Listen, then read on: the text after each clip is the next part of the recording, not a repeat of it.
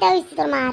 ও ফাতু ভাই জলদি আয় রে ভাই আমার মারে তুলে ভাই আমি মরে গেছি আমার মা নাই রে ভাই ও ভাবি উঠো না, না আগে সিক দিয়ে উন্ডাই না নি কি গুণ দে খালি সিক দিতে ঘুমাইবার দিতে না আমারে।